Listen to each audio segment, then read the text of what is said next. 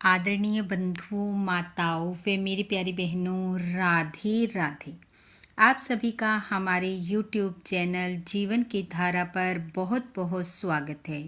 बंधुओं, आज हम इस वीडियो में भक्त और भगवान की भाव विभोर कर देने वाली कथा सुनेंगे, जिसे सुनने सुनाने से भगवान जगन्नाथ जी की कृपा से शारीरिक कष्टों से मुक्ति मिलती है। कथा सुनने के बाद यदि आप हमारे चैनल पर नए हैं तो कृपया हमारे चैनल को सब्सक्राइब करें, बेल आइकन को प्रेस करें ताकि हमारी वीडियो की नोटिफिकेशन सबसे पहले आप तक पहुंचे। वीडियो को शेयर व लाइक भी जरूर करें। कथा के अनुसार ठाकुर जी के एक भक्त थे, नाम था सदना। सदना को लोग सदना कसाई के नाम से जानते थे, क्योंकि वह मांस बेचने का कार्य किया करते थे। बेचते तो वह मांस थे, लेकिन हर समय ठाकुर जी के संकीर्तन में लगे रहते, भजन करते करते मांस तोलने का कार्य करते। एक बार सदना गंगा तट से निकल रहे थे कि उन्हें एक गोल सा काले रंग का पत्थर मिला, जिसे वह यह कहकर अपने साथ ले आए कि मांस तोलने में काम आएगा। अब सदना हर रोज तकड़ी के एक तरफ मांस और एक तरफ उस काले रंग के पत्थर को रखते और भजन करते हुए अपने कार्य में लगे रहते। सदना वास्तव में यह नहीं जानते थे कि जिसे वह पत्थर समझकर लाए हैं वह पत्थर न होकर ठाकुर जी के शालिग्राम स्वरूप हैं, परंतु वह वास्तविकता से अनभिज्ञ थे।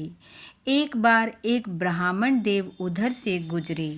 जब उन्होंने सदना की तकड़ी में पड़े बाट को देखा तो वह हैरान हो गए और राम राम कहते हुए उन्होंने उसे उठा लिया और कहा, सदना, तुम ये क्या पाप कमा रहे हो?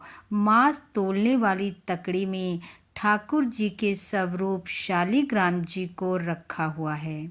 यह सुन सदना भी हैरान हो गया और क्षमा याचना करते हुए बोला, हे ब्राह्मण देव, मैं यह नहीं जानता था कि ये मेरे ठाकुर हैं।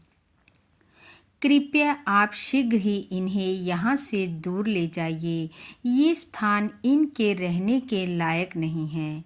तब ब्राह्मण देव शालिग्राम जी को अपने साथ ले आए, गंगा के पवित्र जल से उन्हें स्नान करवाया, पंचामृत से स्नान करवाया, फिर सुंदर सुसज्जित सिंहासन पर शालिग्राम जी को बिठाकर खीर का भोग लगाया और कहा, प्रभु, अब आप यहाँ निश्चित होकर रहिए। रात्रि को जब ब्राह्मण देव सो गए तो ठाकुर जी उनके स्वप्न में आए और कहा, हे ब्राह्मण देव, मुझे मेरे भक्त के पास वापस छोड़ाओ। ब्राह्मण देव बोले, प्रभु, वह स्थान आपके लिए नहीं है, क्या आपको यहाँ कोई परेशानी है? भगवान बोले, नहीं, मुझे जिस भक्त का जो भाव पसंद आ जाए मैं उस पर ही रीझ जाता हूँ। फिर मेरे लिए स्थान या अन्य किसी वस्तु की कोई मान्यता नहीं होती। जब सदना मुझे भावपूर्वक भजन सुनाता है तो उस तकड़ी पर इधर उधर लुढ़कते हुए मुझे अत्यंत आनंद प्राप्त होता है। इसलिए सुबह मुझे वापस सदना के पास छोड़ाना। ब्राह्मण देव उठे। रात के स्वप्न का उन्हें स्मरण था। उन्होंने नित्य क्रम किया और ठाकुर जी को लेकर सदना के पास पहुंच गए और कहा, लो, तुम्हारे ठाकुर तुमसे मिलने को रात भर ललायित रहे। और ऐसा कहकर ब्राह्मण देव ने शालिग्राम जी सदना को दे दिए।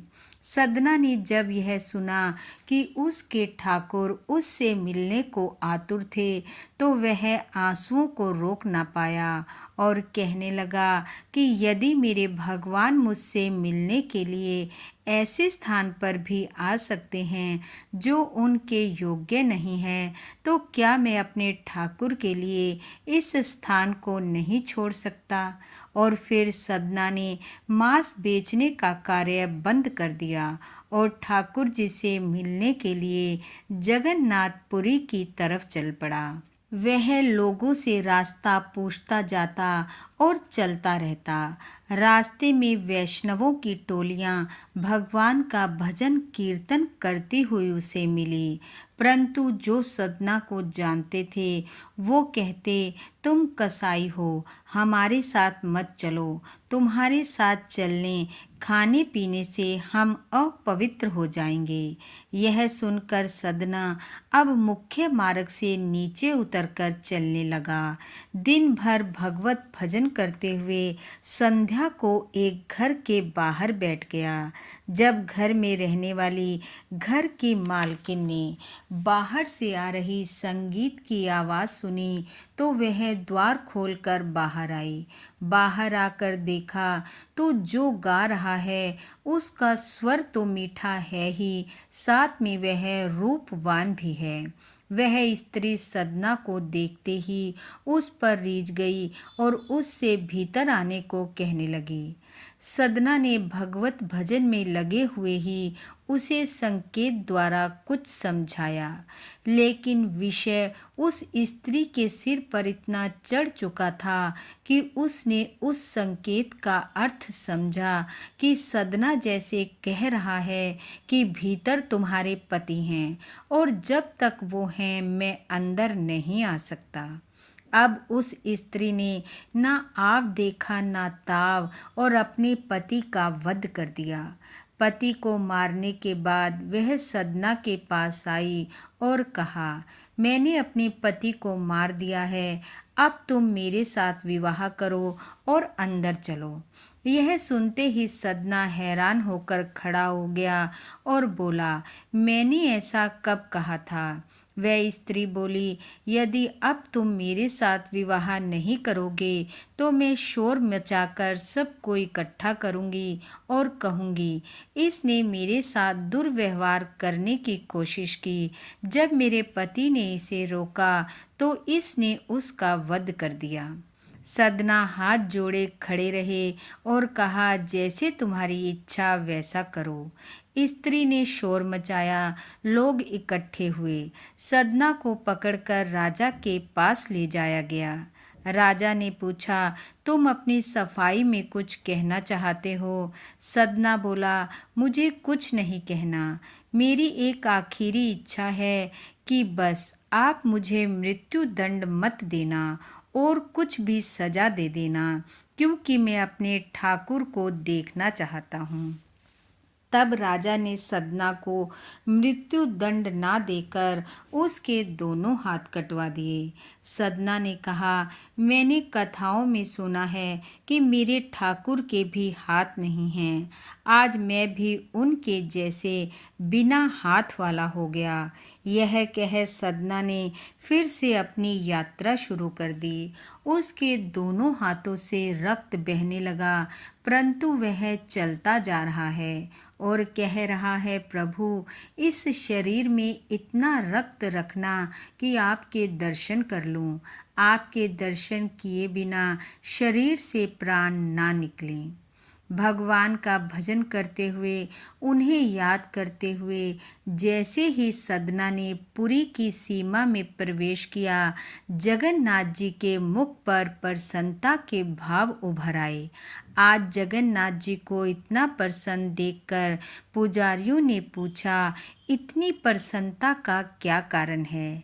नाथ जी बोले, मेरा भक्त मुझसे मिलने आ रहा है, पालकी लेकर जाओ और उसे लेकर आओ।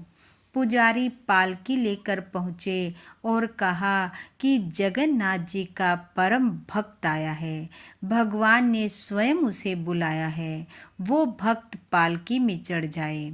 अब जब सदना ने यह सुना तो वह प्रसन्न हो गया। उसने सोचा, आज प्रभु के साथ साथ उनके परम भक्त के भी दर्शन हो जाएंगे। उधर जब पालकी पर चढ़ने की बात लोगों ने सुनी तो हर कोई पालकी पर चढ़ने को तैयार था, क्योंकि हर कोई अपने आप को भगवान का परम भक्त समझता था। जब पुजारियों ने देखा कि हर कोई पालकी पर चढ़ना चाहता है तो वह खाली पालकी लेकर वापस लौट गए। पुजारियों को खाली हाथ लौटते देख जगन्नाथ जी बोले, मेरे भक्त को नहीं लाए। पुजारी कहने लगे, प्रभु वहाँ तो हर कोई अपने आप को आपका परम भक्त बता रहा है। आप अपने भक्त की कोई निशानी बताएं ताकि हम उसे पहचान सकें। तब जगन्नाथ जी ने कहा, मेरा भक्त भी मेरी तरह बिना हाथों का है। यह सुन पुजारी पालकी ले वापस चले। उधर अब सदना भगवान से मिलने के लिए चल कर नहीं बल्कि लेट कर रेंगते हुए जा रहे हैं। जब पुजारियों ने ऐसे भक्त को देखा तो कहा, आप इस पालकी में बैठो, प्रभु जगन्नाथ जी ने आपके लिए भेजी है। यह सुन आंखों से आंसुओं की धारा बहाते हुए सदना बोले, मैं धन्य हो गया कि मेरे प्रभु की नज़र हर पल मेरी ओर है, लेकिन मैं अपने प्रभु की ओर ऐसे ही रेंगते हुए पहुंचूंगा। और अंततः जब सदना भगवान जगन्नाथ जी के सम्मुख पहुँचे तो कहा, प्रभु मैं कितना अभागा हूँ कि आज मेरे आराध्य मेरे सामने हैं और मैं उन्हें हाथ जोड़कर दंडवत प्रणाम भी नहीं कर सकता। और यह कहकर सदना ने अपने कटे हुए हाथों को ही ऊपर उठाया और कहते हैं, उसी समय सदना के दोनों हाथ वापस निकल आए। यह देख दोनों हाथ जोड़ सदना जगन्नाथ जी के चरणों में लोट-पोट हो गया और भगवान भक्त के भाव में बहते हुए मंद मंद मुस्कुराने लगे। बोलो जगन्नाथ भगवान की जय। बोलो ठाकुर जी महाराज की जय। बंधुओं, भगवान जगन्नाथ जी की कृपा आप व आपके परिवार पर सदैव बनी रहे। आपका घर आंगन खुशियों से महकता रहे। इन्हीं शुभकामनाओं के साथ आप सबका बहुत बहुत धन्यवाद। राधे राधे।